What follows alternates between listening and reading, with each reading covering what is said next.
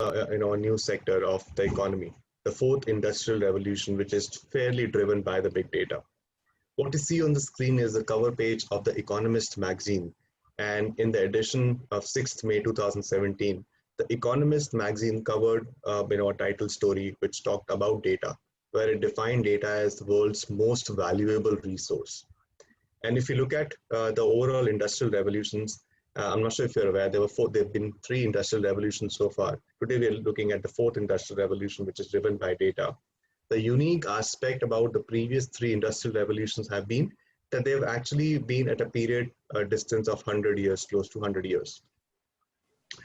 And where we are today, the last industrial revolution had hit us somewhere in 1969, and that was a point in time when computers came into existence. Today we are talking about artificial intelligence, which is much less than 100 years. We're talking about next industrial revolution hitting us in close to 60 years. Look at the way the technology is evolving and the world is evolving and adapting to this change. I think it's overwhelming. So if you look at AI as a concept, and of course it's driven by data, all we are bracing ourselves is for innovative change, a very positive change. And if you look at what the world has witnessed in the year 2020, I'm sure like me, everyone would want to forget the year 2020. COVID-19 had hit us, and today almost every country is looking at designing or developing the vaccine. Every country is looking at a lot of data and trying to understand what has been the spread of COVID-19, how to contain that spread, how to manage. There shouldn't be many, more infections, the bubbles and stuff. And perhaps the best thing that data has revealed is the number of visual representations that we see every day in the daily newspapers. I think there's never been an instance of so much focus on data as it has been in 2020. I have a simple quote from an individual called Sir Tim Berners-Lee. Sir Tim Berners-Lee is known as the inventor of World Wide Web. I had an opportunity to meet him in 2018, and that's where, basis my interaction, I asked him, how would you define data? And he said, data is a precious thing, more precious than gold and diamonds in today's context, and will last longer than systems themselves. So what it essentially means is the data that we're storing in our laptops, in our smartphones, or in our computers. I'm sure you would know hardware has a life, but data has no life. And perhaps the interesting view about AI, machine learning, and data science is all of them are actually based on passive data, not future data. You cannot have access to the future data. As an example, if I was to ask you, do you have the data, how many people will be infected by COVID-19 in December 2020? There could be a forecast, but that forecast again would be dependent on the data or on the analysis of the previous data that was accumulated based on some research. So it's all about passive data, and that's what is the beauty of data. Over this entire ecosystem, AI comes first, and then machine learning and deep learning are subsets of AI. There are individuals who feel that machine learning is different than AI and deep learning is different to machine learning or AI. Well, that's not the case. Overall, it's one ecosystem which we can define as artificial intelligence, which is essentially any technique that enables computers to mimic human intelligence. Two interesting parts here. One, the definition says it's a technique. There are individuals who also deem and understand AI as a technology, but I would like to correct, AI is not a technology. AI is a technique basis which or using which we can develop new technologies. That's one. And the second interesting part around this definition is the word mimic. AI actually mimics or try to copies what a human being can do. It cannot do anything what humans cannot do. That's a part of super AI or super artificial intelligence, which has also been defined, which talks about, machines being super intelligent beyond the ability of human beings. And we're not looking at super AI or super artificial intelligence picking up pace or taking a shape at least in the next 100 years. So all those news articles and stories around, AI is coming, it's gonna take over humans, and you'll see the movies or sci-fi movies that you may have seen where there's a Terminator robot which is actually fighting like a human being, thinking like a human. Well, that's not possible at least for the next 100 years. So don't worry about it. Then comes machine learning, which apparently is a subset of AI. which includes true statistical techniques, which enables machines to improve at tasks with experience. The interesting part around here is the use of statistical techniques. Machine learning is primarily based on hypothesis, and the way I've learned hypothesis is the value of the p-value. If p is high, null will fly. If p is low, null will go. That's how I've learned it. So it's about you're right or I'm right, and the way we prove who is right is just basis data. It's not basis an argument or a presidential or a debate in the US presidential election where one candidate is trying to dominate another candidate by means of a word splitting or debate. And the third part is the deep learning, which is apparently a subset of machine learning, which is also comprised of algorithm. However, it permits the software to train itself to perform tasks like speech and image recognition.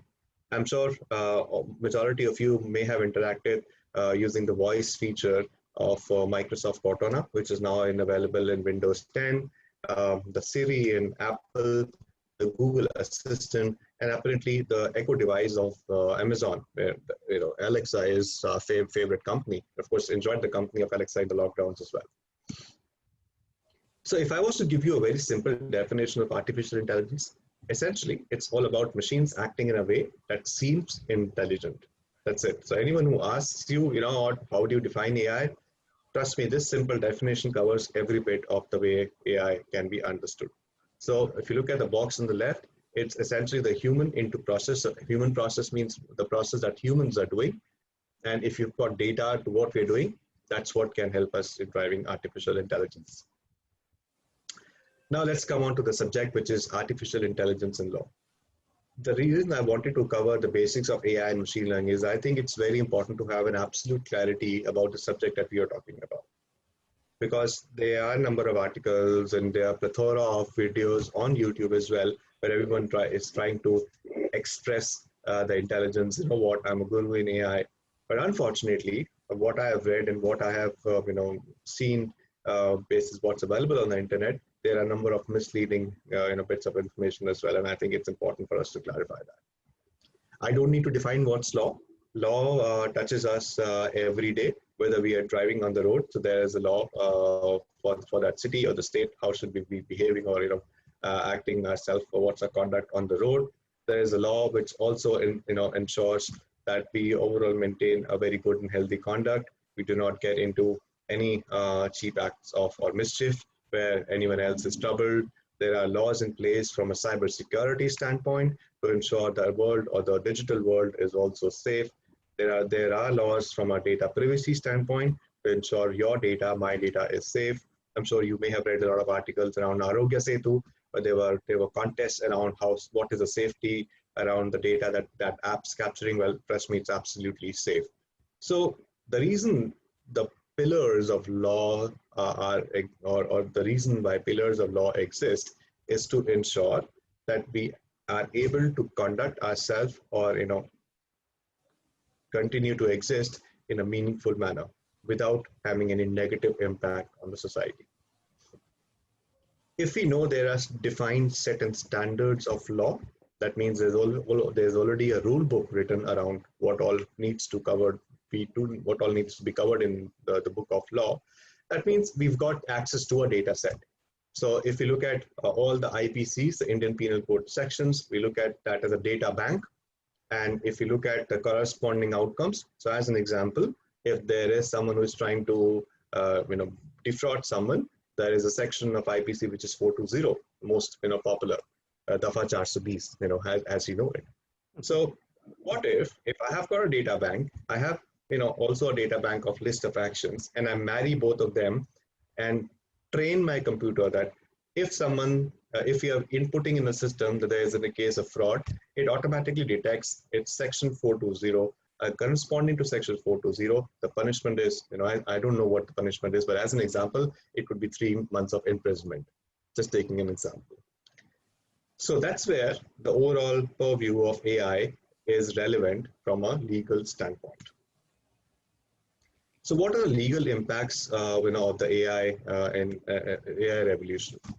So let's look at the current applications of how AI is driving the uptake, or is actually gradually making inroads into the legal system. There are two sides of the law. One is the law which governs us, as I said. So of course there's AI and law enforcement robots, for example. The devices have been used by law enforcement agencies since 2010, and most notably used in detecting and deactivating explosive devices. That's the robotic side. The second is the crowd control. I was recently looking at an excellent documentary which featured on National Geographic, wherein they very beautifully articulated how AI, image recognition, motion detection, and IoT has been used to manage the crowd at the recent Kumbh Mela in Allahabad, or as you call it as Prayagraj.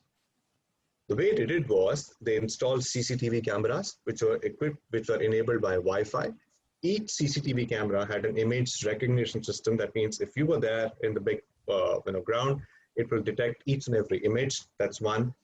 The most interesting part was it actually had an algorithm which detected if there were certain people within a vicinity of, or let's say there's a area of 100 square meter, and within the area of 100 square meter, if the distance between two individuals is less than 2 feet, so let's say there are 100 people and all of them are in close proximity and the distance between each one of them is less than 2 feet, the system would trigger an alarm, and the alarm would be that there could potentially be a mass crowd that may get accumulated, and there could be a rush, and there could be a lot of people who may actually get crushed under that rush. The data discovery side. Law enforcement agencies are using artificial intelligence systems to identify patterns and anomalies and uncover important information in piles of data. The predictive policing, as an example, if I was to have access to a lot of data for a specific region in New Delhi, that means that if the data tells me what is a crime graph, I actually can predict what could be the potential next robbery crime that may happen in that particular area of the city. Social media monitoring is fairly popular. Trying to understand and monitor social media to ensure there is parallel conversations happening between terrorists or unsocial elements or other stuff, and of course missing people as well.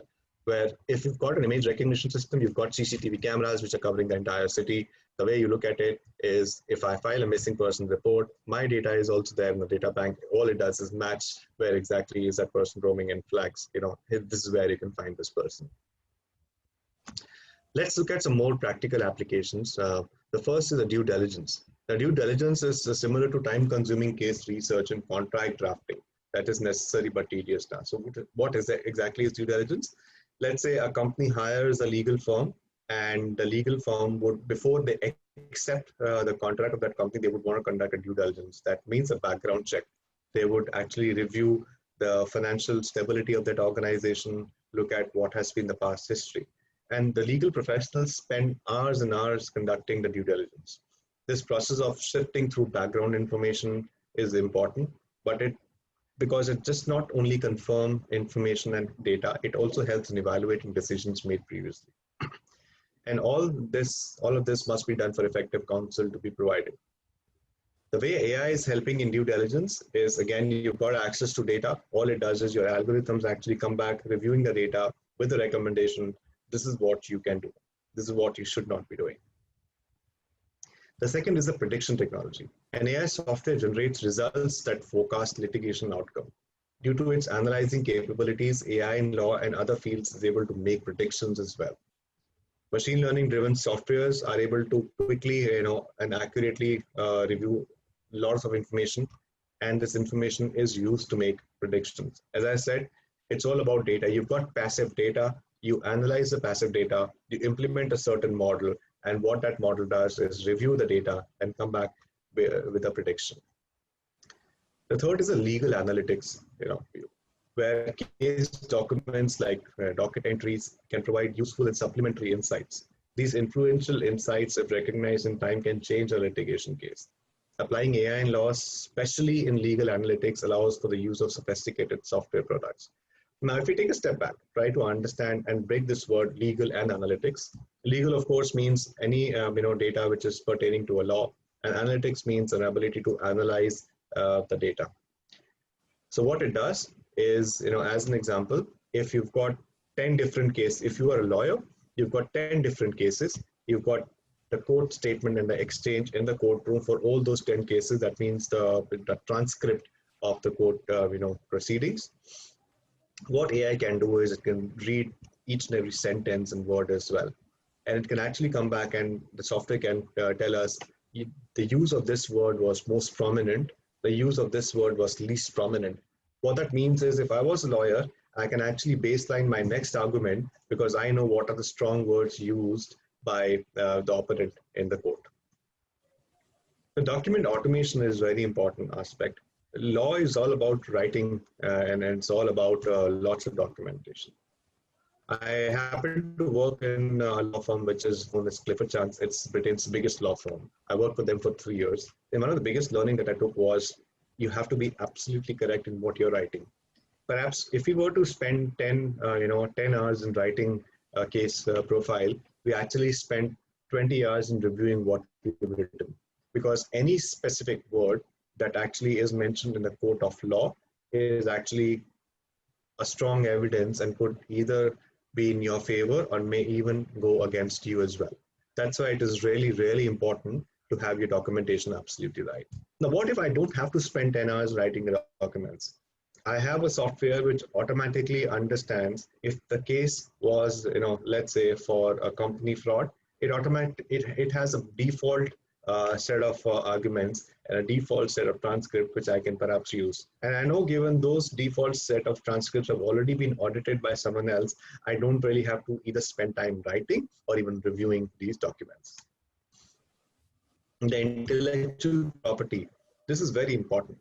If you look at all the inventions or new things which are in place, withholding the intellectual property right is actually becoming a challenge. Because today the competition emerges much faster than the way a company actually grows itself in the market. If we talk about certain recent copyright issues or IP issues, as an example, you may have read a lot of IP challenges between Samsung and Apple. Apple comes up with a new operating system, iOS 13, 14, or even a new device, and there you go in the market. You'll see Samsung actually launching a similar device, maybe with a similar look and feel, but at a much lower price. And that's what actually leads to a lot of challenges and contests and competition between two organizations. The process of securing trademarks, copyrights, and patents is one of the often best placed in hands of trained lawyers. It regularly requires lawyers to search manually through similar applications. So as an example, let's say if I was to set up a new organization, which is AI in the world, however, the name, I would need to check whether the name is copyright or not. All I can do is I can use an AI software to come back to me and tell me whether that specific name has ever been copyrighted or trademarked in any corner of the world, not just in India. And what makes this overall process more stressful is the fact that there is often a time limit in place. What that means is if you were to file a patent, if you were to file a request for copyright or trademark, you need to get your application reviewed and closed within a specific time. That means, given it's a manual process, you are under significant pressure to complete this entire journey. But if you've got a machine, an AI algorithm, which can actually do all of this for you, it's much easier. The electronic billing. Now, by applying AI in law, this area, this is an area where automatic digital paper trail can be created. This can be used to accurately track finances, reducing disputes, or quickly solving them once they arise. A lot of billing happens when a lawyer takes over a case, and normally these billings happen on an hourly basis. What if I have a software which actually has a potential for voice recognition? I'm in the court of law. It recognizes the duration for which I have stood up in the court, number of hours I've spent in the court, that's one. It also has the capability to track the number of hours I'm spending or in investigating the case or writing the documents. Sum total, there's an electronic billing in place. I don't have to manually fill spreadsheets or manually fill pieces of papers to collate, this is what I have, this is the number of hours or minutes I've spent on a specific case. it's all automated. The seventh is a drafting legal documents. We already have spoken about it. You know, they may, for example, at one time, lawyer would need to manually draw up a document such as a lease agreement. You've got predefined templates, and they can actually really help in saving a lot of time. What you see on this slide is an AI applications in law. So what it does is, again, breaks down into certain categories. So, you know, expertise and not. So these are the organizations or copyright softwares which are currently available in the market, which actually talks to or, you know, tells us about the evolving sector or the market of AI and law. If you look at the legal research, the number of organizations in place like Casetext, Fastcase, Judica, and then there are analytics and prediction softwares in place, electronic discovery software in place, and I think the most aggressive market is the contract analysis. If a contract can actually go up to thousands and thousands of pages. Now, you can save a lot of your time by not reviewing all those 1,000 pages. Just scan them, let your algorithms do the study, let them come back to you and tell you which is the clause that needs to be reviewed or which is the clause that needs to be excluded or included. I want to specifically talk about the algorithmic bias, which has actually led to a lot of debate whenever we talk about artificial intelligence, and given it has had a negative impact on the legal sector as well. A couple of years ago, there were a number of courts in the US actually started to use artificial intelligence in coming back with a court decision and a judgment. So what they did was they analyzed the decisions passed by the court in the last 10 years, and basis the historic decisions, any new case that came, they mapped the new case with what had happened in the past, and the system would automatically give the judgment. An excellent example of how to ethically use AI in cutting down the overall time which is normally used to fight a case and, you know, to contest a case and come back and arrive at a decision. However, it actually went wrong. Where did it go wrong was when the decisions which were taken by the AI were reviewed, what was understood or discovered was majority of the decisions were actually against the blacks and in favor of the white population. So there was a bias. And even though someone with skin color as black in the US was not really responsible for the crime, but the system still held that person responsible. Now, it's absolutely wrong. And when the data scientists went back to the system of what exactly is leading to that specific problem, what they discovered was in the last 10 years, it was such a case that more American blacks actually were committing crime. And since the system was trained as such, the results that the system were giving was exactly on what it was trained. And this is where algorithmic bias, you know, comes into play, and we need to be really conscious. And there are ways which we can, using which we can prevent these algorithmic bias. The first is we need to use a representative data set. Now, what that means is the data set that we use, you know, has to actually capture all aspects or all attributes of the data. Placing all the different types of groups of data sets or data into a data set can be challenging, not least because we will need to segment the data to be sure that we have properly grouped and managed the data. What that means is if in case we're talking about a data set of a COVID-19 population, as an example, we need to have all aspects in place, right from the journey of that individual, the people that person met, to the gender, to the age, to the city, to the, you know, the body dynamics in terms of what has been the weight, the temperature, what is the frequency of interaction. And perhaps that reminds me, recently using AI, there is an organization which has actually developed an AI app which actually uses the voice recognition feature, and basis the sound that we actually create when we are coughing, it has the potential to detect whether I'm a COVID positive or a COVID negative patient. So I don't need to actually undergo a test. That app's there on my mobile. All I need to do is just cough, record that voice, and the system analyzes that voice real time. And there you go. What a fantastic outcome. So the representative data set has to capture every aspect. The second bit is choosing the right model. It does happen that at times we choose an incorrect model, and that actually leads to a bias. We need to have an absolute knowledge of which model is applicable to be used for what particular reason. As an example, I have a model which I can perhaps use to define or to predict the end of year balance sheet or the profit and loss account statement of my bank.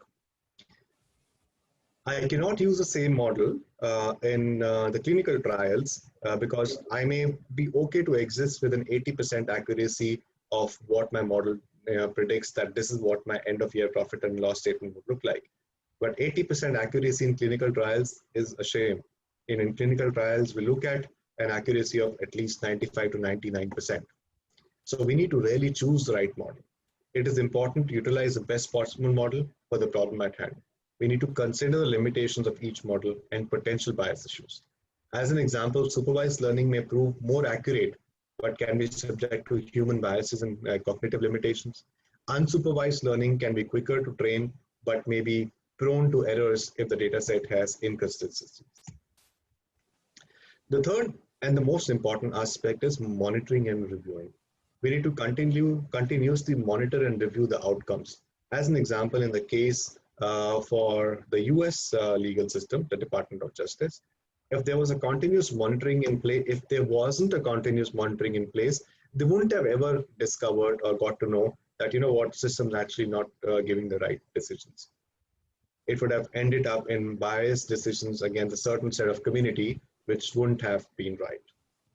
So with that, I come to an end of my presentation. I'm happy to take any questions if there are any. Over to you, Professor Kasturi. Yes. So participants are allowed to ask their questions. Now it's a time for interaction. You know that Mr. Anish Agarwal is a very expert person.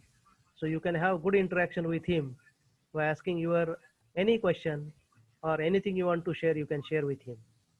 So participants, please.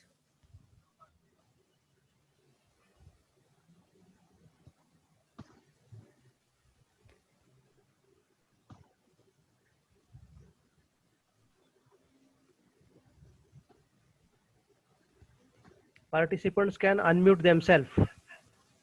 I have made the change in settings. Gore sir. This is Anil Gore, and I would like to ask a question. Go ahead, sir. You mentioned the potentials of facial recognition and crowd control and so on.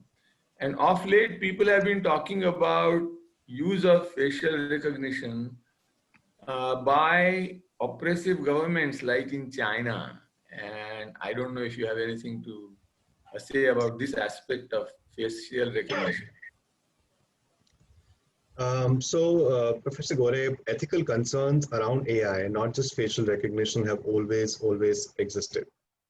And as an example, an inaccurate facial recognition. So let's say the system is tuned to detect my face and tag me as Anish Agarwal. Now, there could be a possibility when someone with almost a similar face build can be wrongly identified as me. It has a potential to further that disparity, in terms of the unethical or challenges. Lead to a high number of mistakes, identities due to false matches, and issues have arisen in areas from necessity to complicity, impartiality, bias, accountability, and oversight. We'll have to live with these limitations, and I think that's where I said that we need to continuously review and monitor the models. If at all, wherever our models are able to detect an outlier, it's our responsibility to correct it as opposed to deciding to just live with it. And specifically from a China standpoint, and not just in China, but many other countries, there have been questions raised around privacy as well. I may not want to be videotaped if I am out there in public.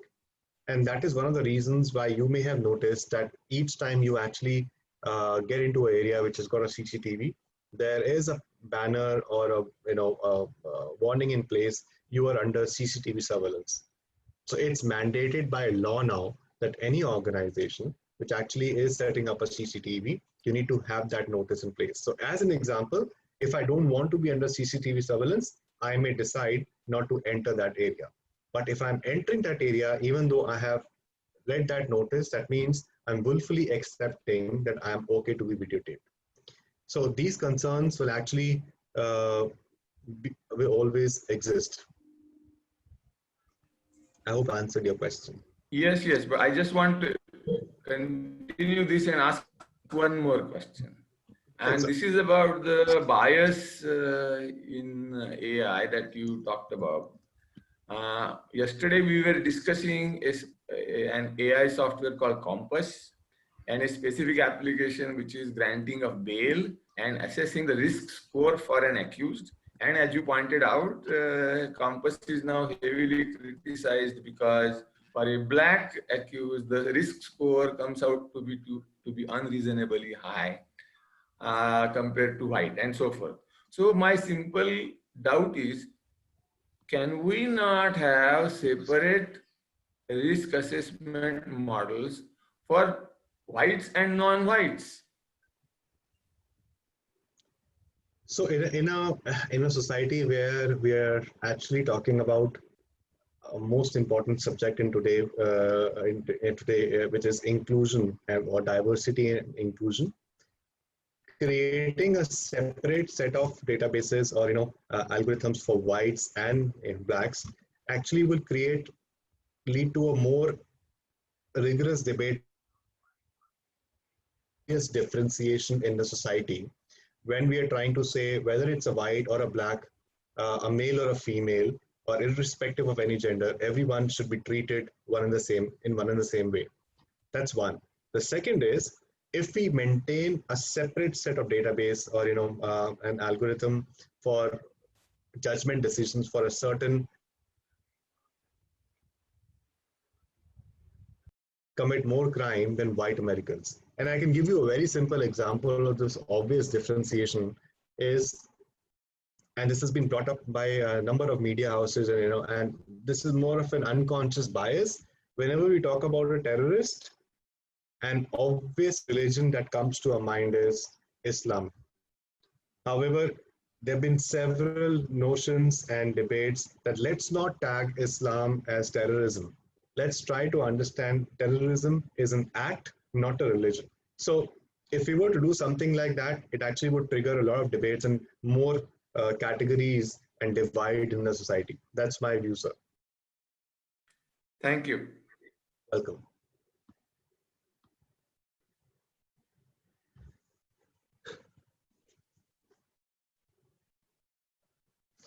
I can see there's a question in the chat. There's a question from Advocate Bhaskar Jiwal. Do you think there is an opportunity to legal professionals and IT people to come together and jointly develop AI modules to reduce the burden of the judicial system as well as speed of the matter? The answer is 100% yes, because similar to any other domain, and let's take a pause on the legal subject. If it were to understand retail, e-commerce, banking, whatever innovations you today see in banking as an example, today your bank is actually in your mobile. And that has not been powered just by the banking professionals or the chartered accountants. That has actually been a combination or a collaboration of the banking professionals and the technology professionals. Yes. Very important here is, and you've actually raised a very valid question, technology doesn't only hold the route to success for any AI implementation. You need to be equally empowered with the right knowledge of the business as well. Because let's say if you are a law professional, you know the law much better than anyone else. You know what's right and what's wrong.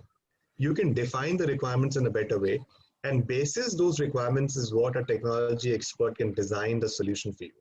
Similar to a case, if I was to design a technology or AI-based solution for the retail sector, now someone working in the retail sector would actually know the challenges much better, whether it's a number of footfalls, the inventory that one needs to maintain, the average sale price, the cost price, how many people are buying which product. I, as a technology expert, I may not know that. It is always a combination, and whenever we talk about the success of an AI implementation, it is always a collaboration of business professionals and technology professionals. Yeah. As you rightly said, sir, I'm ex-banker also. Okay. And ex-ITN also. and lawyer also. So the fintech company, just like a fintech company, I want to introduce that legal tech company or legal tech company should come forward. That was my. Absolutely. So, just like the way you use fintech, there are two more words I would like to introduce. One is regtech, which is regulatory technology. So a number of organizations actually operate in a regulated environment, banking being one of them, Yeah. telecom being another, example. So there is another, opportunity which is from a regulatory technology.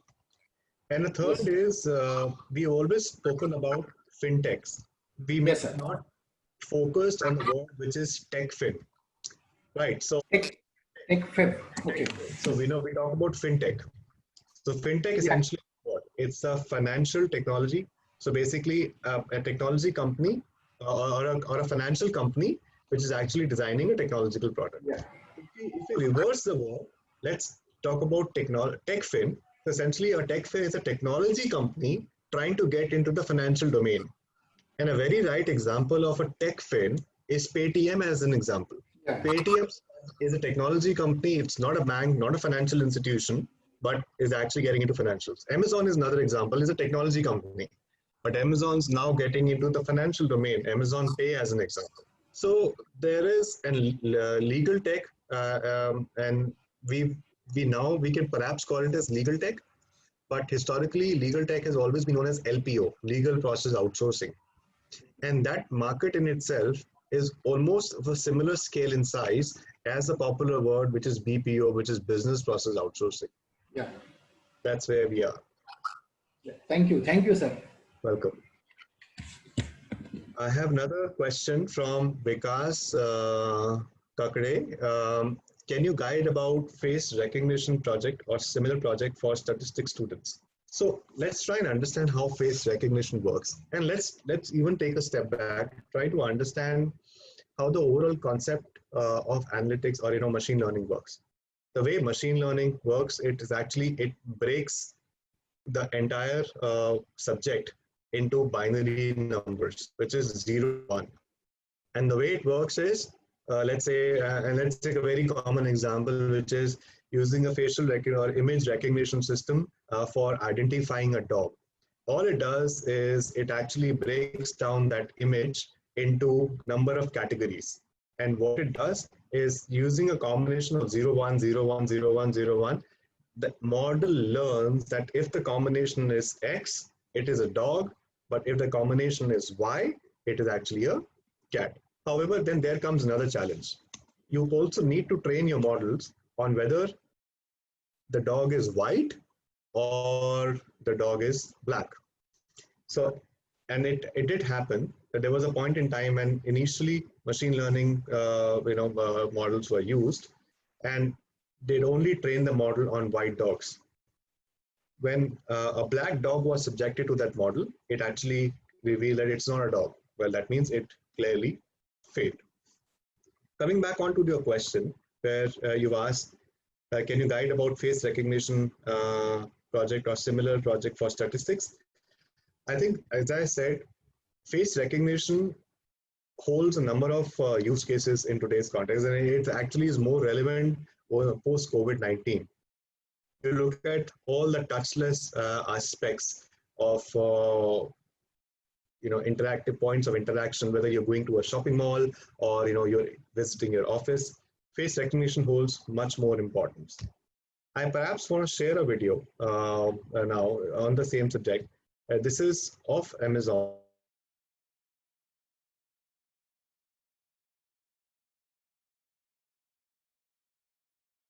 Learning. It's also an excellent use case of neuro learning and deep learning, where you can actually, and even the face recognition, where you can actually walk into a store, buy the product without even queuing and without even have to paying, because it just does everyone automatically.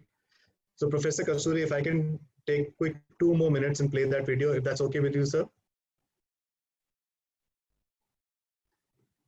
I guess you're on mute. I will take that as yes, if that's okay. Yes, sir, we would like to have it. Okay, many thanks.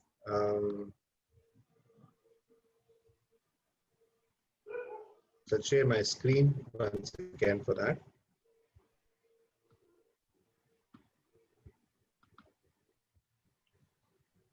4 years ago, we started to wonder. Into a store. Just discover. It's machine learning, computer vision, and AI. Face recognition का face recognition का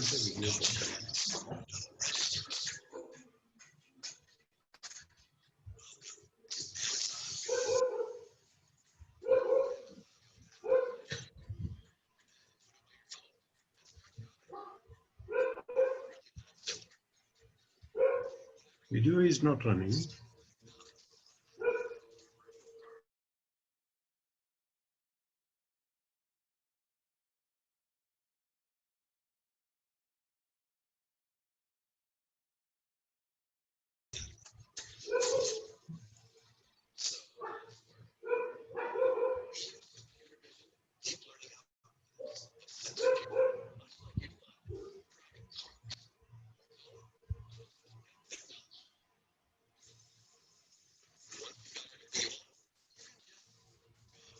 I could not see the video.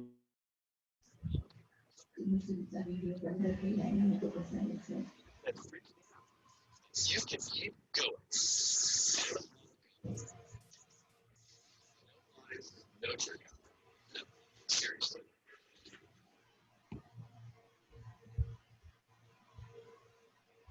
So if you see the power of this technology, fully touchless interface, and it's just a seamless experience. Okay.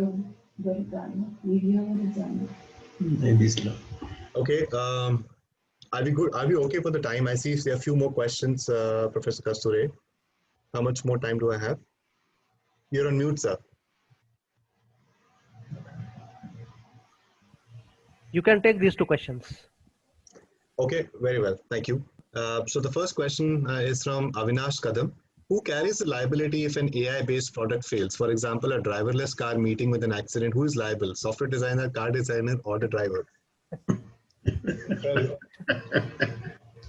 Very interesting question. Leave it to the course. Absolutely. So let the judge decide. But I would say this is questions which are still not answered. But I would say, and coincidentally, we had a debate recently. We are trying to design some principles around data privacy, and as part of that working group. So someone asked exactly the same question: what if the algorithm that you've actually designed gives a wrong decision for a customer who's placed an application for a loan? Even though customer is eligible, the algorithm comes back and says, sorry, we decline the request. I would say in this case, the accountability would rest with the team which is developing the AI solution. And I would welcome you to read some articles on the internet about this subject. I did some research. And there is a question or a debate about, similar to the way we've got roles in an organization, which is CIO, Chief Information Officer, CTO. There is a debate which is Chief Accountability Officer. Now, what that officer needs to do is hold the accountability of anything that goes wrong. Because unless that particular senior most accountable executive gives a sign off to on an algorithm, no algorithm or no AI model should go live. In this case, if we talk about the driverless car, I would, in my personal, this is my personal view, accountability would rest with the engineers who have designed the models and the software. That means my model was not adequately trained to diagnose or detect that particular situation, which actually led to the accident. That's my view. Second question is from Surbhi Vaidya. I'm an advocate. I'm advised, I have 2 years of experience. Some of our clients are from rural areas who cannot afford AI services in case we choose to use them. Is there a way that AI can be cost effective so that justice would not be equal to money? Well, brilliant question. There's a new concept of AI which has now emerged, which is similar to software as a service, platform as a service. Today we see a new concept which is AI as a service. I recently wrote an article as well as a part of my LinkedIn blog, AI as a service is actually emerging and is being accepted by the organizations. Because let's say if as an organization I was to implement AI, it will be very cost extensive for me because one, I would need to hire data scientists, which is definitely at a higher price as compared to normal data analysts. I will need to have infrastructure and technology infrastructure in place. That means I need to have data warehouses in place. I need to ensure my talent is upskilled with the latest technology on Python, Tableau, or other tool, or Julia, other tools. As opposed to that, what if I have an AI company which actually has all of this, but is actually offering me all this service on a monthly charge basis? So I get 2 data scientists. I don't have to worry about the technology infrastructure, and I get all of this for 20,000 rupees a month. Much more cost, feasible. So AI as a service now exists. There are number of startups which are actually now into AI as a service. You don't need to set up your own AI ecosystem. Ask them, they will work on the project with utmost proficiency, full data security. You don't have to worry. And there you go. Your work's done. So with that, I bring my presentation to an end. Many thanks for such an interactive session. As always, I've thoroughly enjoyed interacting with this group. Thank you once again to Professor Kasturi for bringing me on board. And I look forward to hopefully meeting, but of course, interacting virtually in near future again. Namaskar. Thank you again. Thank you. Thank you. Thank you. I thanks Mr. Anish Agarwal sir, who has shared his valuable and more delightful, insightful session in front of all of us. Many questions were there, and he answered these questions very rightly and very correctly with his experience. So once again, Anish Agarwal sir, I am very much thankful to you. We'll see our interaction in future also. Thank you very much. आता visible झालं होतं त्याच्यासाठी.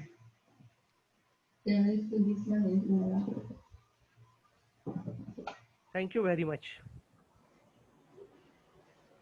So Gore sir, are you ready now? Gore sir? Yes, I am ready now. Okay. Okay. So friends, this is the second day of our webinar. We have completed our first session of the second day by Mr. Anish Agarwal. And now we are at the end for the second session by again Dr. Anil Gore sir. He is going to take the overview of all 4 sessions. Plus, he is going to add his experience based, and during this period, he discussed with many advocates, many lawyers, many law experts to give some input to the practitioners. So I request Dr. Anil Gore sir to start his session. Okay, I would like to now share my slides. Yes, yes, welcome.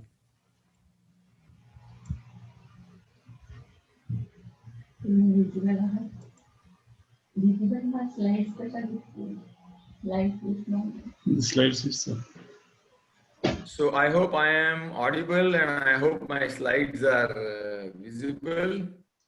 And I will start this last session in this 2-day-long webinar.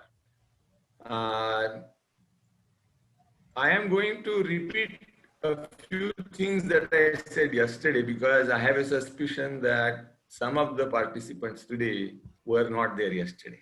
And since Professor Kasturi has given me the assignment of taking an overview, this repetition will be condoned, I hope. So this is a webinar organized by the Department of Statistics, New Arts, Commerce and Science College, Ahmednagar. You see, we have a problem about limited innovation in the education field. And we tend to be repetitive in our training, in our exams, and that leads to lack of efficacy in education. Now, this college seems to be willing and enthusiastic to try offbeat things.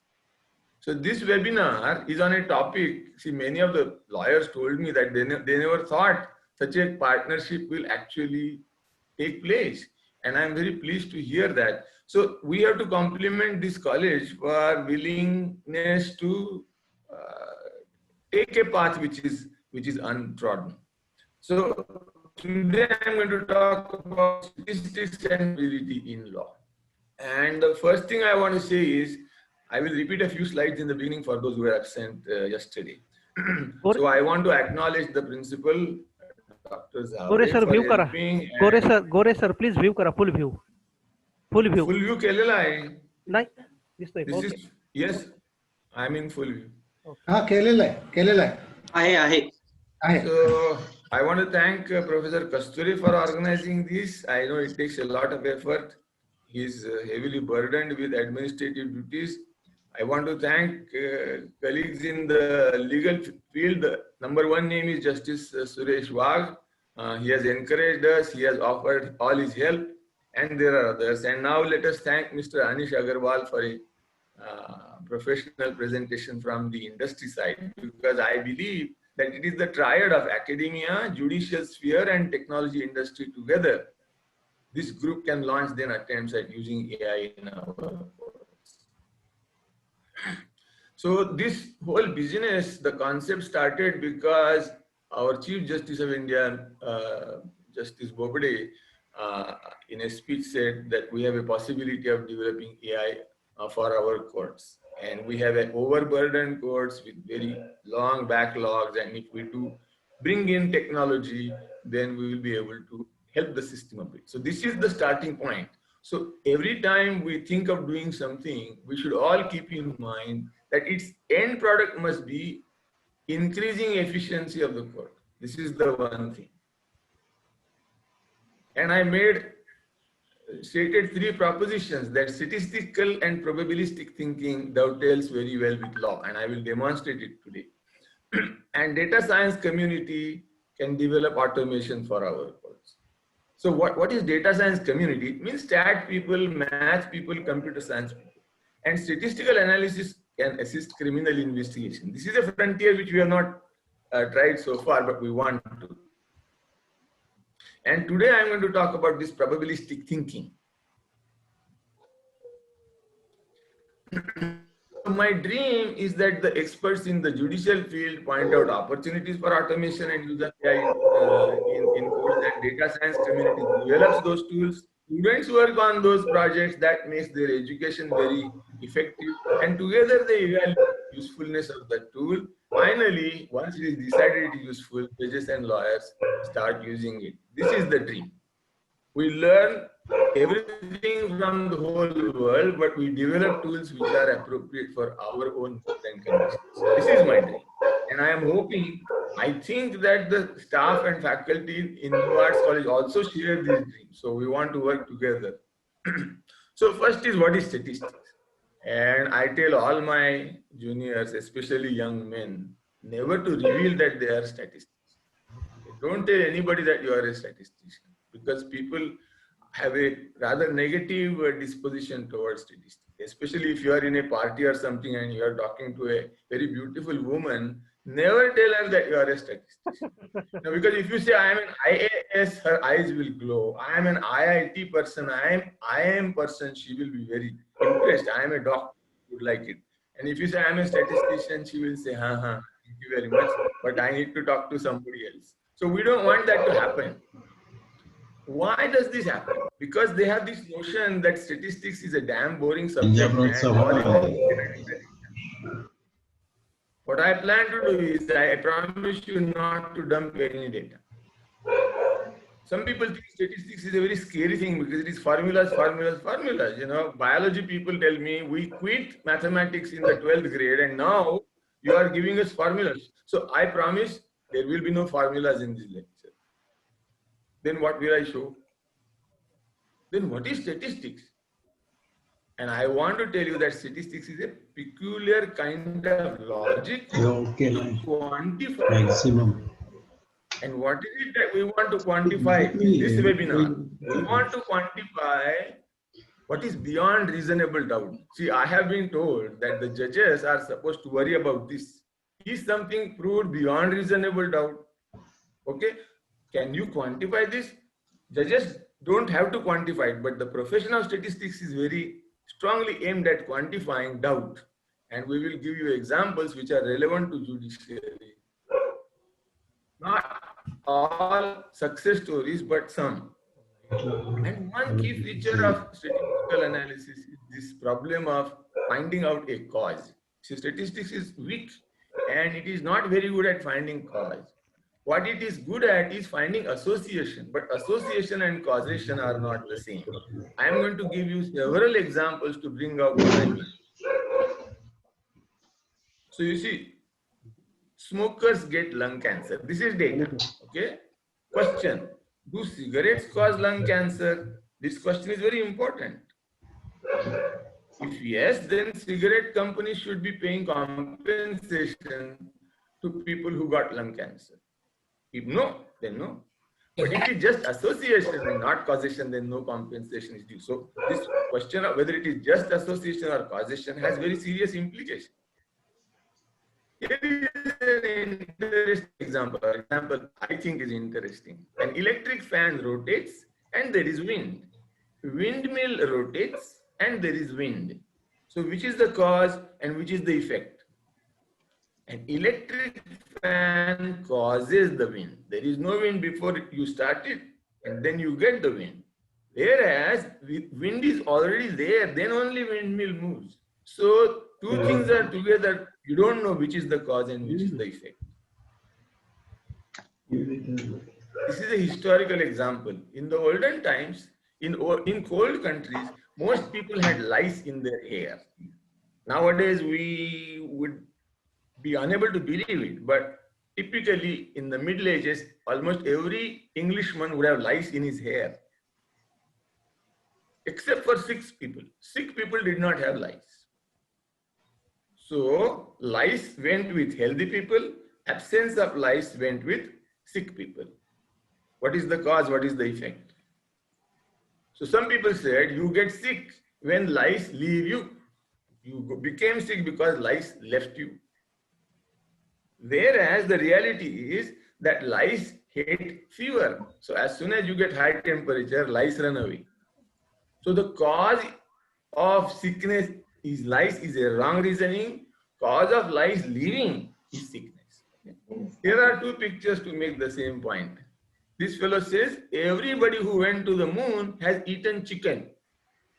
The other fellow says, good grief, chicken makes you go to the moon? Obvious. Here is the example I like best. This child sitting in an airplane says, I wish they did not turn on that seatbelt sign so much. Every time that sign comes up, it gets bumpy. So he thinks it is that seatbelt on sign which makes him go bumpy. When the plane becomes bumpy, the sign is switched on by the captain. So I want you to appreciate the problem of link between cause and effect. So what I'm going to do in this lecture is a series of stories. I can't give you data, I can't give you formulas, and I can't give you any complicated stuff. So it will be just stories. They're all from literature. They are stories of cases, mostly from USA. They are both civil and criminal, historical and modern. What is common? There is statistical reasoning used in the argument of the case. Okay? And no details are to be given. The concept is what is important. So we have this problem of what is probable and what is improbable. Okay. So here is the story. A person A is robbed. What are the contents of his purse? उसके बटुए में क्या है? 1 penny, 2 6-pence coins, 3 shillings, 4 half crowns, 5 crowns, 6 sovereign, half sovereign, 7 sovereign. So obviously British story, huh?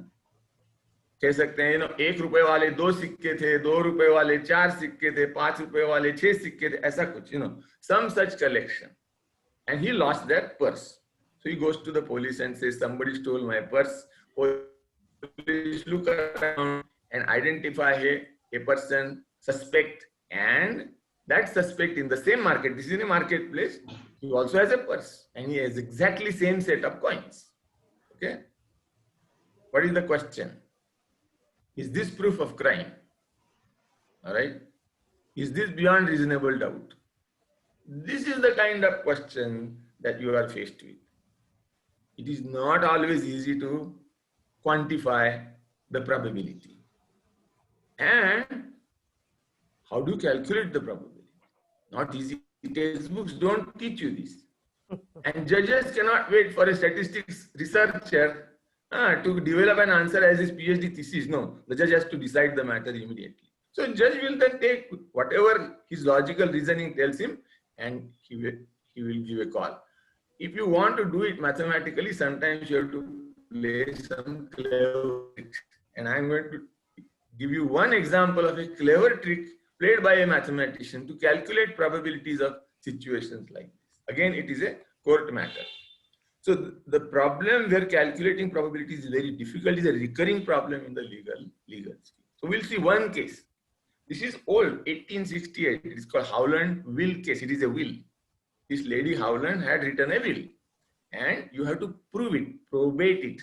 You go to the judge and say, and judge will invite all the heirs and ask whether this will is genuine or not, and so on. Okay. See, what is the subject of statistics? We study variation. In this case, there is variation in signature. Okay. This will is under dispute. Some heirs say this will is correct. Other heirs say this will is wrong. They say one of the signatures, see, this will is in many pages. Every page you have to sign. And they say one of the signatures is a forgery. And this is a common principle. Two fruit of the same tree differ. Two signatures of the same person differ. You all can go home and try, produce your signature multiple times and check whether they are exact photocopies of each other, and you will see that they are not. So two signatures on different pages of a will, in this case, particular two signatures were absolutely identical, and one party said one of them is a forgery. Okay. I presume that page said that this party gets nothing or something like that. Otherwise, why would they be worried about forgery? So that page made that party lose, something like that. Now, how are we going to decide whether it is a forgery or not? And in this case, they invited a professor of mathematics. His name was Benjamin Pierce, and he was in the Harvard University. And he gave the expert opinion that it is in fact a forgery. And then judge and everybody must have asked him, how the hell do you know that it is a forgery? He says it is too close to the original. If you have independent signatures, they will never be so similar. How do you measure similarity, people ask? That is the cleverness. So what he did was, he wanted to develop a method for comparing agreement between two signatures. Now you want to define a variable and be able to count something.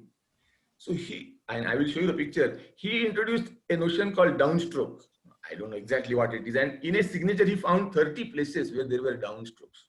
And in corresponding signatures, he would compare the corresponding downstrokes, whether they are perfectly matching or they are slightly different. Okay. So the maximum number of matches possible is 30. Minimum number of matches possible is 0. And for each of these things, you should be able to develop a probability value. So he called it coincidences. Okay, how many matchings are there? A perfect match means 30 coincidences. And he says, this is a case of 30 coincidences. How do you know? He put one on top of the other and it was a perfect match. Okay. All 30 strokes identical. How likely is this?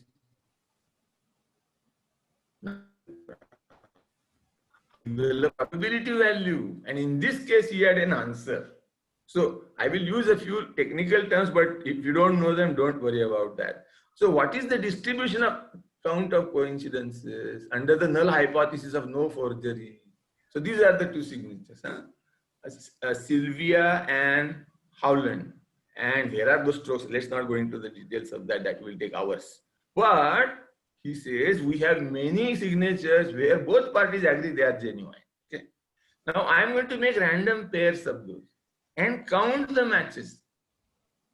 That will give me the null distribution. That tells me the background. And now for this particular disputed case, If that count is way outside the range, then it's an improbable thing. Then I can claim that it is a forgery. You understand? So this is how statisticians have to sort out the problem of putting a number on beyond reasonable doubt. Let me move to another case. Here also calculation of probability was the problem. What was the case?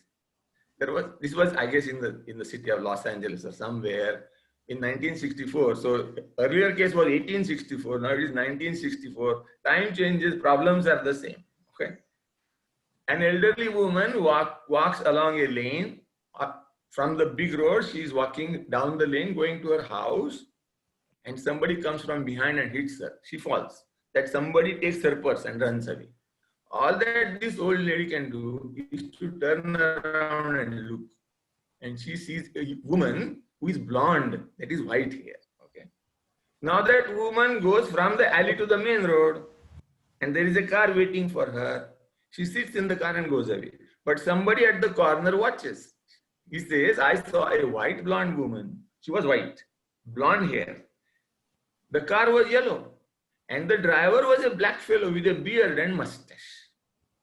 This is the information that police got. So police immediately sent out a notice all over the city. A yellow car, black driver, white woman, etc., etc. And somebody finds such a car and they arrest them. And now they are in the court. Now the prosecutor has to argue before the judge because nobody has seen those people actually committing a crime. Okay. He says, boss, a yellow automobile is a rare thing, 1 in 10 only. A man with a mustache is 1 in 4 only. A girl with a ponytail is 1 in 10 only. A girl with blonde hair is 1 in 3 only. A black man with beard is 1 in 10. And in those days, 1964, that was the time when I was a young research student in the United States. Interracial couples were very rare. So he says 1 in 1,000. And all these things together, there is a law in statistics of multiplication. So you say multiply all that, that is the probability. And that probability becomes very, very small. Therefore, it cannot happen that a random pair has the same properties as this pair. So it must be the same pair. So I claim, I proved beyond reasonable doubt that we found these people and they are the criminals. The jury were happy to hear all this. They said, yes, yes, we are convinced. And they declared that these people are guilty. There was some punishment. But the couple was, of course, very unhappy and they went into appeal. The surprise was the California State Supreme Court reversed the decision. What is the argument they gave? They said this evidence should not have been accepted. Why? The calculations are all wrong. They said, for multiplying, you need something called independence. He has not proved that. Okay. And where did he get all those probabilities? It was from the top of his head. And I thought it was so unfortunate. He could have called a car dealer and asked, how many yellow cars do you sell? Things like that. He should have estimated. Judges are willing to accept a reasonable argument based on in reality, not just philosophy. So he lost it. So I want you to think of this example where a realistic and reasonable probability calculation would have resulted one way and his hypothetical arguments resulted in a decision which was reversed by the Supreme Court. From minor petty offenses, let us go to somewhat major offenses. Okay. So this company, RJ Reynolds, is a very big aluminum making company. I don't know their current situation. Lots of things have changed in the world. But you should know how aluminum is made. There is this ore, it's called bauxite. And it is heated to very high degree of temperature to extract aluminum. And this heating is done in big pots called crucibles. And they are ceramic, made up earth, soil. And it's a 24-hour process. The heating never stops. Okay, very fine. This has implication, and I will tell you what it is. So there was a fight between management and unions went on strike. This is common. This is legal, nothing wrong. You have to give a notice, etc. Go on strike. That's fine. What happens in a strike is sometimes people lose control over themselves. They start doing things which they are not supposed to do. What these union members did was they cut the electric connection. Now that electric power keeps the crucibles heated. When you lose the power, the crucibles become cool. See, for years, those crucibles have never become cool at all. Now, when they become cool, they crack. So they crack. All this is illegal. Okay. So the company went to the court and said these unions were useless. They have caused damage to us. They should compensate. Now, union has no chance of refusing because all this is obvious. So they said, yes, we will compensate. Kitna paisa denge? What did the company say? They said, paisa nahi chahiye. Our crucibles cracked. You replace them. Give us the cost of new crucibles. Union said, nahi milega. Union said, crucibles were old. They would have cracked anyway in 1 month. We should pay you a amount which is commensurate with the residual life. Kitna bacha hai uska life? How much is the life left? Now remember, this is the argument. This is a matter which is critical to all insurance companies. That's why insurance companies have to constantly use statistics to decide how much life is left. How to decide? You have to use statistics. What statistics? So there is a branch called survival analysis. We don't have to go into it. There are methods of calculating remaining life, estimating. This is all uncertain. Estimating remaining life. So we will not pursue this because this is a very technical matter. But I just want you to see how statistics can play a role in deciding what is appropriate in a court of law. All right. So the next case, what is it? Parking meters. In Pune, we have to pay, especially where I live, I take a car out, I have to pay parking charges. How do I pay? See, there is an attendant. As soon as a car comes, she comes and gives you a slip and asks for 20 rupees. This is impossible in the US because the salary of that fellow will be too much. So, for the last 50, 60 years, they have meters. Earlier, the meters were mechanical, and that is what we are talking about. So, in that, you put coins and then buy minutes. Okay, and then you go away. If your car is parked and you have not bought minutes, then they will give you a fine. Okay, so this is the, and how many meters? All over the city, thousands and thousands of meters. Every day, meters are getting fed coins. What do? They will get full. Somebody has to empty them and take the coins to the municipality. Now, this is too much work. So what did the municipality do? For collecting coins, they gave a contract. Very difficult, you know. So the contractor is supposed to go to office, open them every day, collect the coins and give the coins to the municipality. And the municipality thought that this fellow steals some of that. Okay, this is the problem. How to check? So they did what I have called a salt and pepper experiment. See, out of the 10,000 meters, they selected a few, let's say 500 randomly, and they put marked coins in those 500 meters. Now, if he is honest, he gives all the coins back, then the 500 marked coins will all come back. If only 250 coins came back, what does it mean? Aadha kha gaya, right? This is called capture the capture experiment. We don't have to go into that. What happened? Not all coins came back, so it was clear that he is stealing. But that, maybe the courts will not listen to this. So they appointed a video team. So the video team kept on chasing these people. And they saw that after collecting the coins, some of the bags were taken to the contractor's house. So now they had video evidence. So what happens? They go to court. They say they are cheating. What does contractor say? That is wrong. On that day, somebody cheated. I have employees, not all of them are the same. Sometimes some people behave wrongly. They should be punished. I will do that. It was only on that day. Municipality said, We think you are cheating us for last several months. How? You don't have any evidence for that. This is a problem in these compensation matters.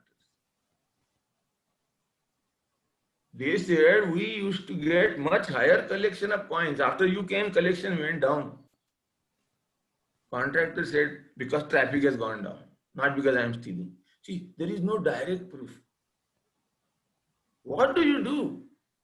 If you accept that statistical modeling can be used, then statisticians will give you estimate of the loss. Okay, they gave you clear indication that there was cheating, then there was visual evidence, but quantifying the total loss, statistical methods you will have to accept. Otherwise, I forget what was done in this case, but I just wanted to bring to your attention that statistics can play an important role in deciding the compensation.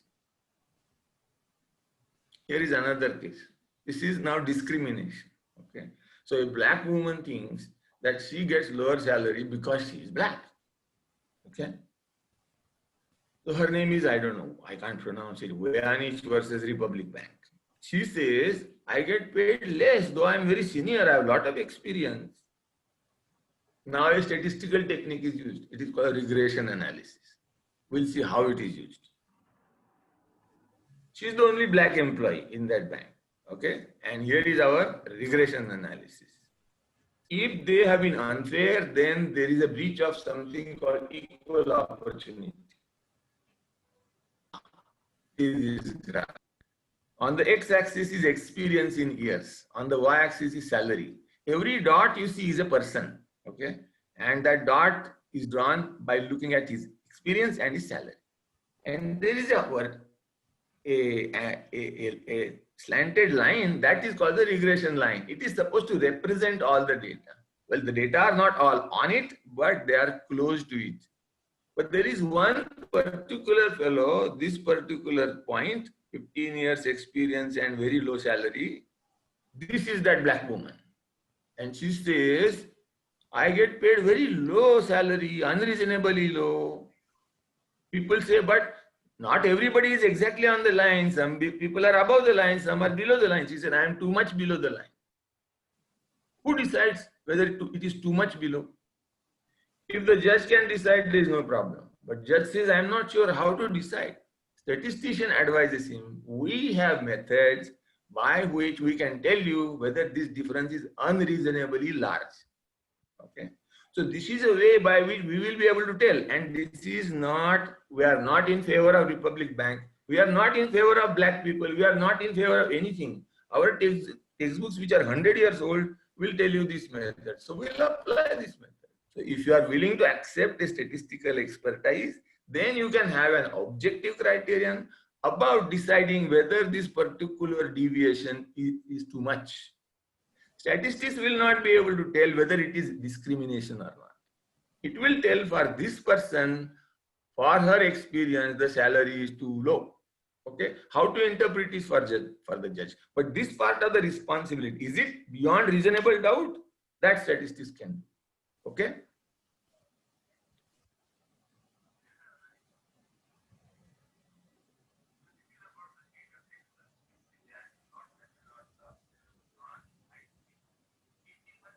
Is Mexican or Hispanic or whatever. Suppose the number is not important, the principle is important. In that court, in 11 years, 870 people were asked to do, okay? 80% of that will be 688.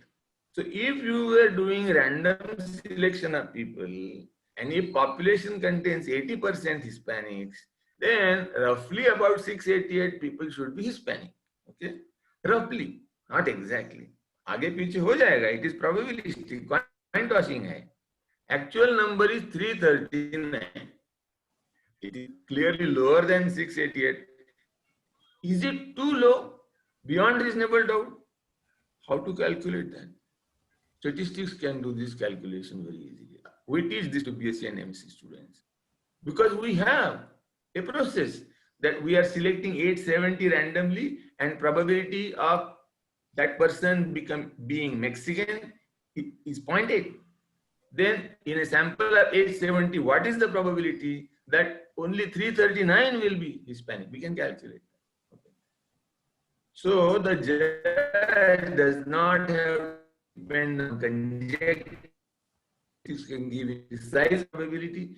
Statistics cannot tell you whether it is beyond reasonable doubt. It will quantify, then you decide. Okay, this is how statistics plays a role or can play a role in helping the judges. Now we come to a slightly more complicated stuff. Paternity testing. What is this? And in this case, our example is very Indian. So those of you who are familiar with the name N.D. Tiwari, N.D. Tiwari was a very senior Congress leader. He was a chief minister of Uttar Pradesh, like who is the current one, Sadhuji. Yogi. Adityanath Yogi. Yeah. So he was also a cabinet minister in the central government. Then he kind of retired. Then he became a governor of Andhra Pradesh, and there was all kind of scandal about him. Women coming to Raj Bhavan and stuff like that, very unpleasant kind of news reports. But in this case, we are not worried about his general morality, but in particular, there was this young man named Rohit Shekhar. He says, I am his son, and he should treat me like a son. What is the evidence? He filed a suit. Judge said, we are going to check DNA. So DNA happens to be a molecule inside every cell of our body. And DNA is the same for you. And from DNA, we can know a lot about you. And we will not go into the details of how. But somehow his DNA and Tiwari's DNA, when they were compared, it was clear that he is a son. It was proved. Tiwari accepted him as a son and he married his mother. And I have seen picture of Tiwari sitting in a wheelchair and Rohit Shekhar pushing that wheelchair. Tiwari is no more. But the discipline of identification, paternity using DNA is very much here. And I would like you to remember that it is a probability calculation. And the calculation is not easy.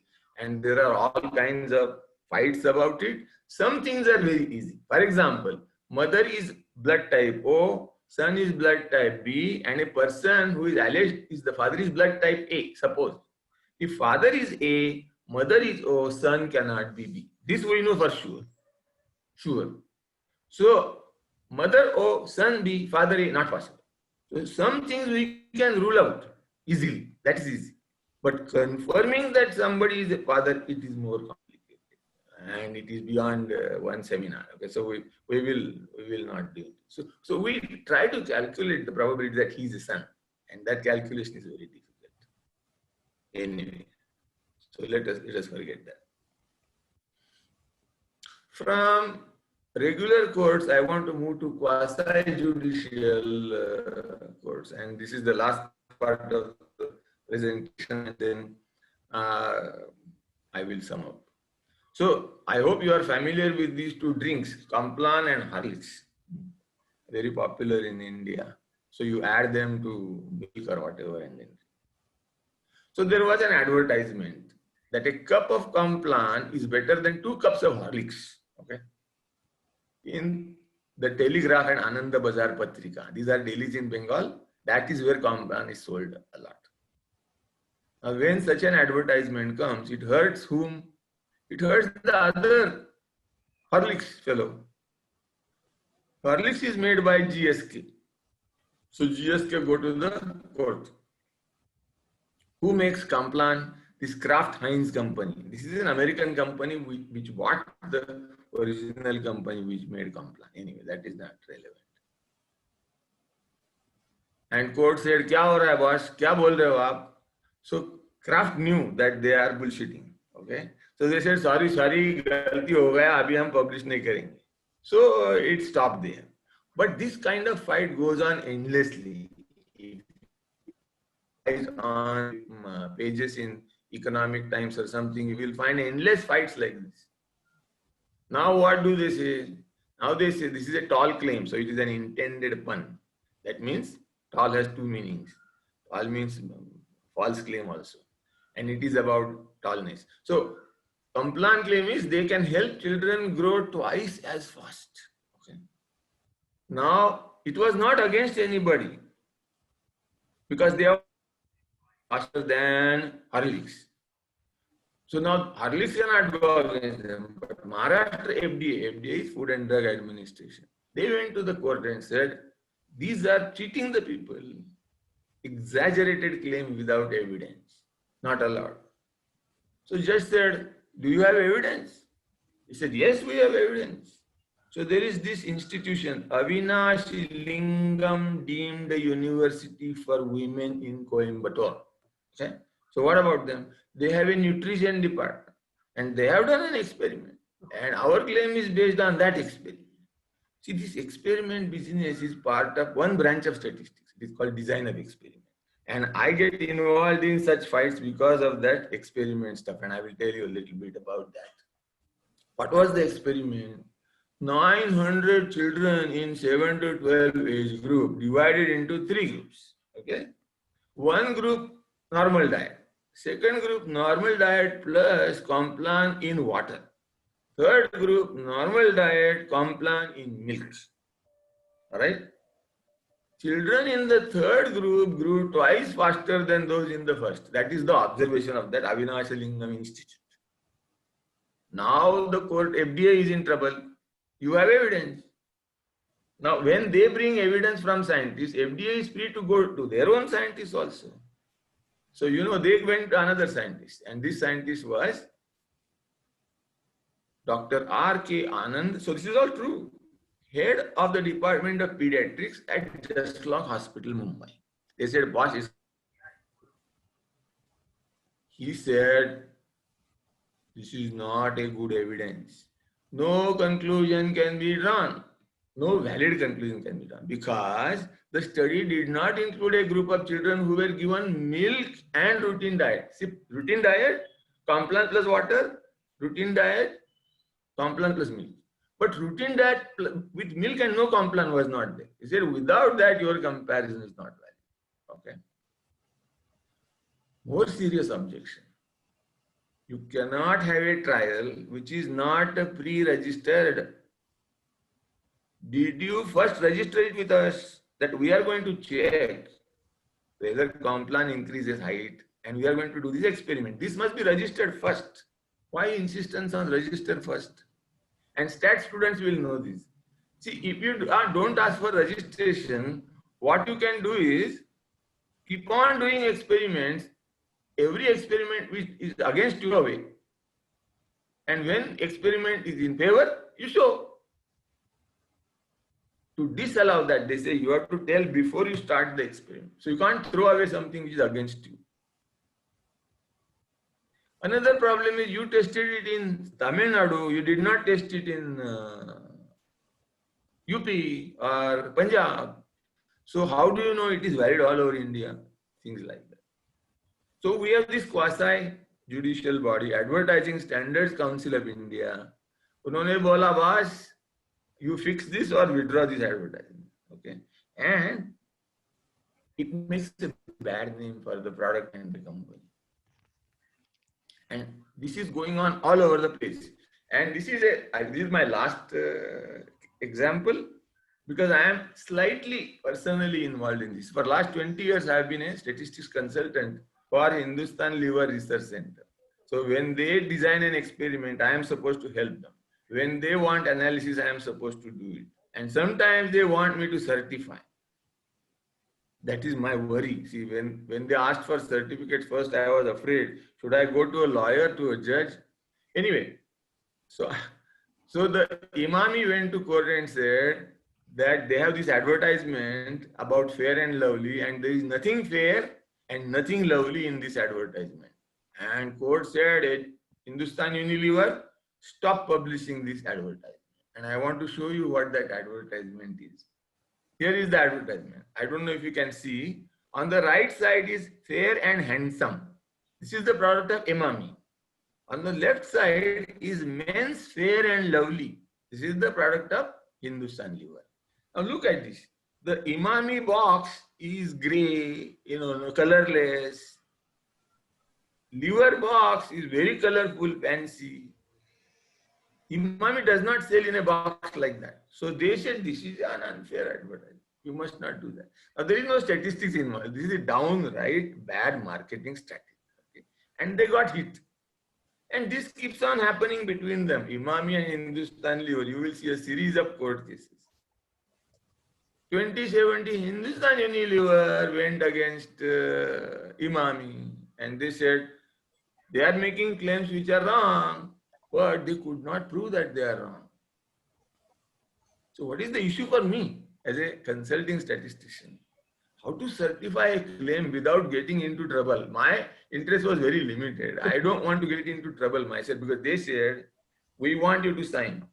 If somebody challenges, we will say he is responsible for these conclusions. Come to the court and stand as an expert witness. Luckily for me, last 25 years, this has never happened. What lesson did I draw? I said I will only restrict to the experiment and data given to me. So in all my certificates, I say, they claim that they have done the following experiment. They claim that they have collected these data. I don't know that. I just get the data. Okay.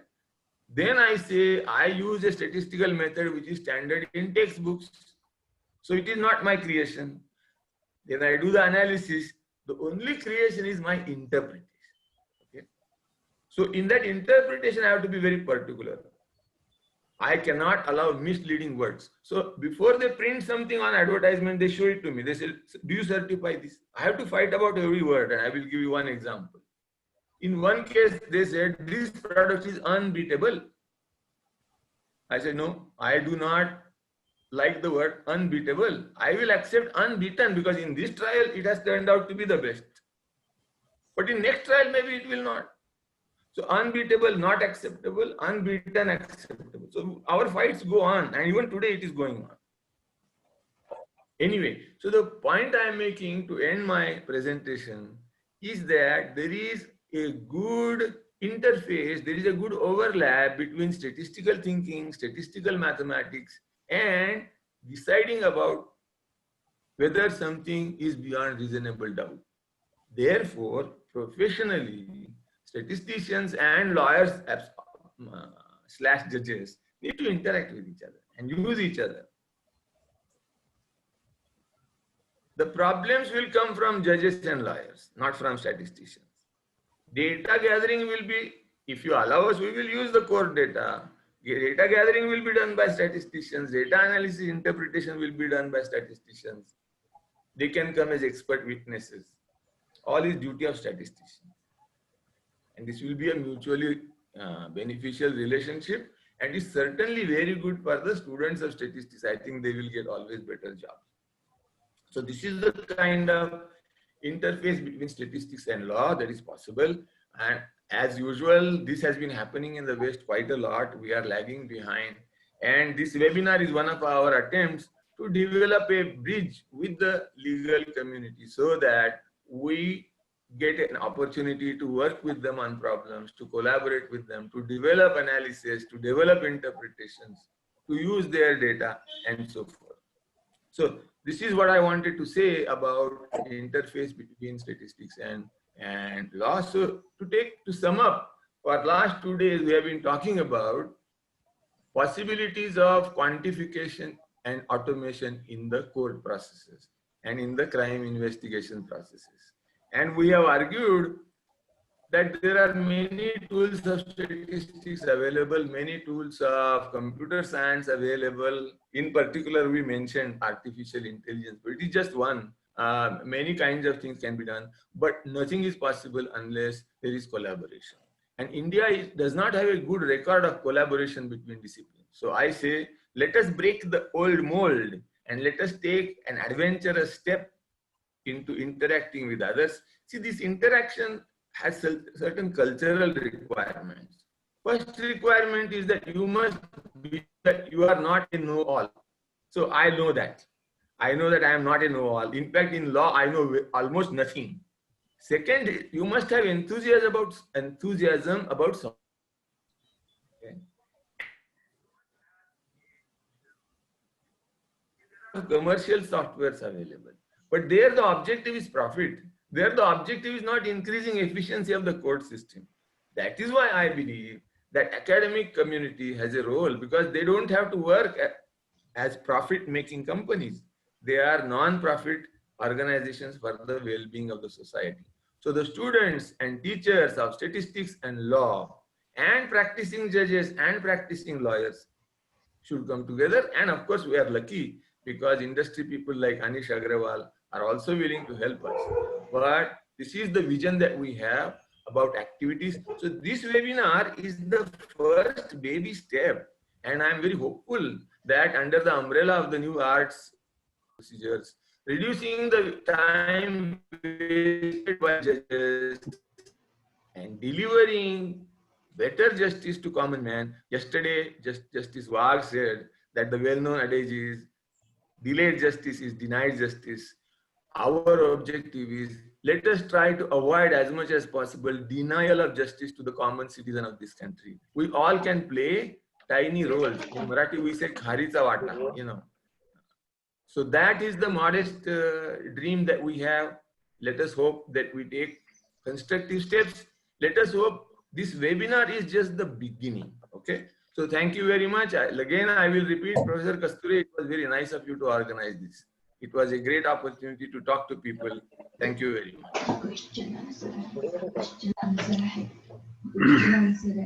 May I add here? Thank you, sir.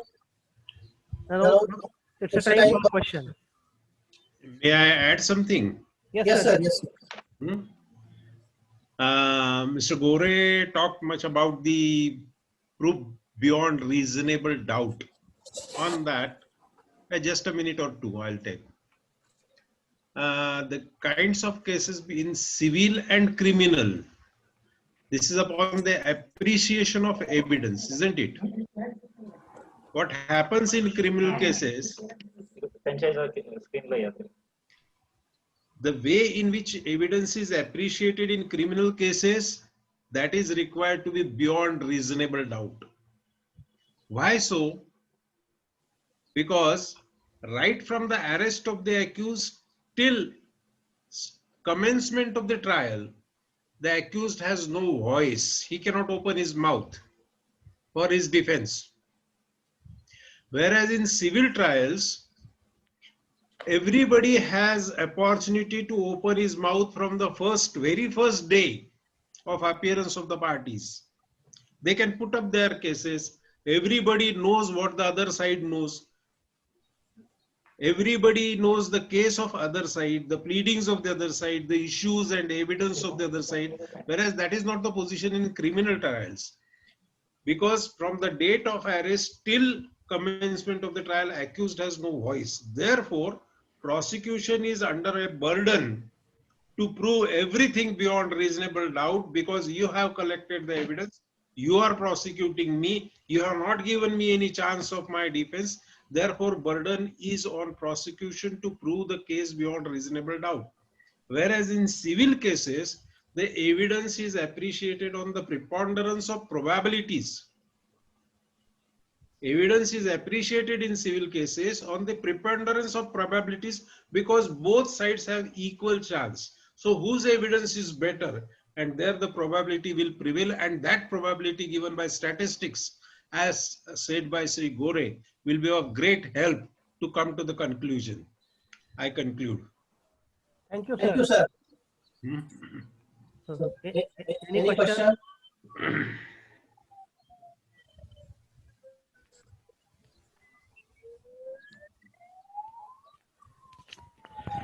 If no question, then I will ask my colleague, Professor Sorve, to propose a vote of thanks. On behalf of Department of Statistics, New Arts, Commerce and Science College, Ahmednagar, I am thankful to all the speakers for delivering lectures in today's national webinar on artificial intelligence in law. I would like to take this opportunity to place a record of our hearty thanks to Principal Dr. V.H. Jhavre sir, Vice Principals of all the 3 faculties, coordinators of IQAC for the perfect logistic support and guidance they have extended to organize this activity. I also extend my thanks to Professor M.S. Kasture, Head Department of Statistics, all the faculties of Statistics Department for their cooperation in the organization of this event. Finally, I would like to thank all the participants for giving huge response to this activity. Thank you, one and all. Thank you. Thank you Thank you to all all. once again. Thanks to all.